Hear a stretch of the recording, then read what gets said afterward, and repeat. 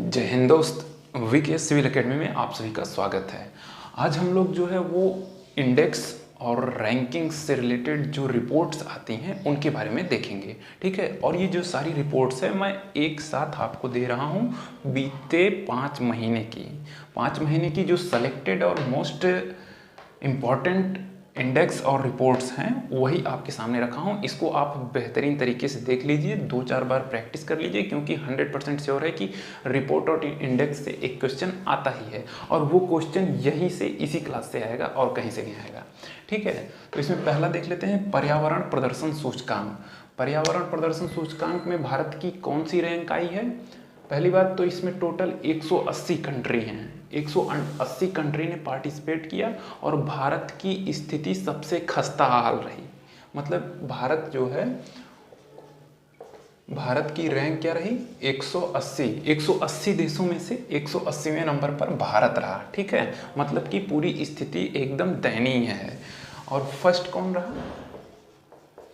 First आपका रहा Denmark. इसकी डेनमार्क की कैपिटल क्या है ये आप कमेंट में बताइए तत्काल। वीडियो को रोक दीजिए, रोक के नीचे कमेंट करिए कि डेनमार्क की कैपिटल क्या होगी, ठीक है। नेक्स्ट देखते हैं विश्व प्रेस स्वतंत्रता सूचकांक। तो इसमें भारत की रैंक क्या रही? भारत की रैंक क्या रही? 150, ठीक है, 150वीं रैंक रही। और पहले नंबर पे जो है वो कौन था? नॉर्वे। इसकी राजधानी क्या होगी?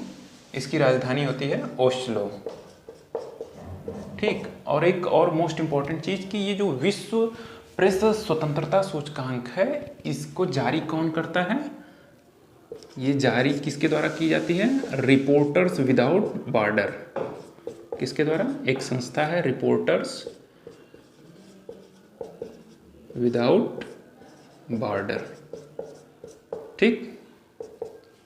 नेक्स्ट है विश्व प्रतिस्पर्धात्मक सूचकांक। तो विश्व प्रतिस्पर्धात्मक सूचकांक में भारत की रैंकिंग क्या रही है इसके बारे में हम लोग देख लेते हैं। तो भारत की रैंकिंग क्या रही है? 37th।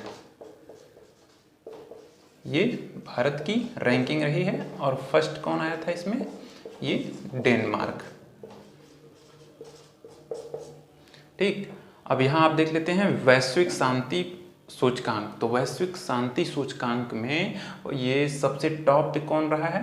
पहले भारत देख लेते हैं, भारत की रैंक, और फिर उसके बाद टॉप कौन किया है? शांति सूचकांक है, टॉप करेगा आइसलैंड।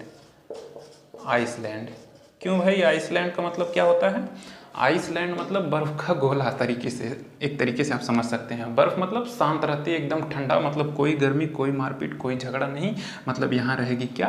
शांति रहेगी।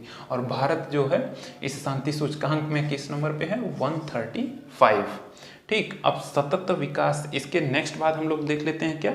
सतत विकास लक्ष्य सूचकांक। सतत विकास लक्ष्य सूचकांक, इसमें भारत की स्थिति और टॉप कौन किया है इसके बारे में देखेंगे। तो आपने देखा है कि सतत विकास लक्ष्य, इसमें भारत का देख लेते हैं और फर्स्ट देख लेते हैं, ठीक। तो भारत की रैंकिंग 121 मतलब 121वीं रैंक है। और फर्स्ट नंबर पे कौन सा है? ये डेनमार्क। एक मिनट,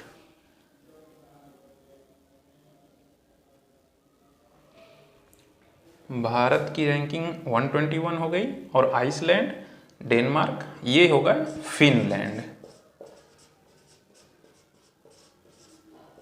फिनलैंड। तो सतत विकास लक्ष्य में भारत की रैंकिंग 121 और फर्स्ट नंबर पे आ गया आपका फिनलैंड, ठीक है। ये आपके मोस्ट इंपॉर्टेंट हो गए। अब इसके बाद हम लोग देखते हैं क्या?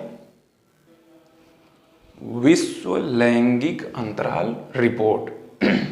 क्या? विश्व लैंगिक अंतराल रिपोर्ट। तो इसमें भारत की कौन सी रैंक है? 135।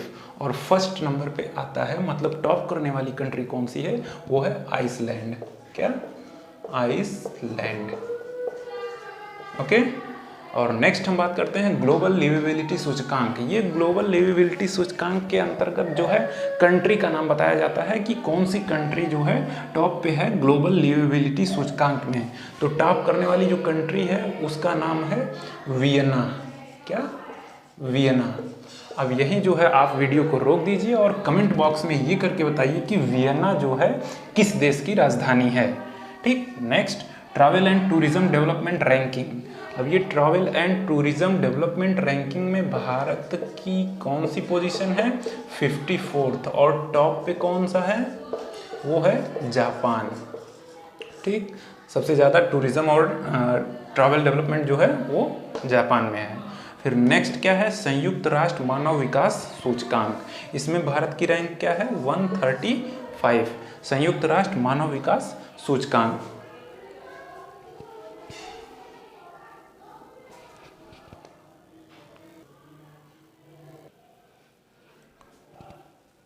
भारत में प्रत्यक्ष विदेशी निवेश, मतलब भारत में जो है विदेशी निवेश सबसे ज़्यादा किस देश से प्राप्त हुआ है, मतलब हमको जो है एफडीआई का सबसे ज़्यादा इन्वेस्टमेंट किस देश ने भारत में किया है। ठीक है, मतलब आगमन हुआ है, तो वो पहले नंबर पे है सिंगापुर, सिंगापुर कंट्री से सबसे ज़्यादा। फिर उसके बाद कहाँ से, यूएसए से, okay, United state of America से। और अगर हमने पता करें कि राज्य को, किस राज्य को सबसे ज़्यादा निवेश या सबसे ज़्यादा एफडीआई की प्राप्ति हुई, तो वो क्या हो जाएगा आपका, कर्नाटक। और फिर उसके बाद क्या हो जाएगा, महाराष्ट्र। ठीक, ये इंपॉर्टेंट है आपकी परीक्षा की दृष्टि से, इसके आने के आसार जो हैं वो सबसे ज़्यादा हैं। और अगर बात की जाए राष्ट्रीय खाद्य सुरक्षा के लिए जो रैंकिंग की गई है, वो उसमें जो है कौन सा राज्य टॉप पे रहा है, तो वो टॉप पे रहा है क्या आपका, उड़ीसा। ठीक, और उसके बाद अगर बात की जाए तो यूपी रहा है, फिर आंध्र प्रदेश रहा है।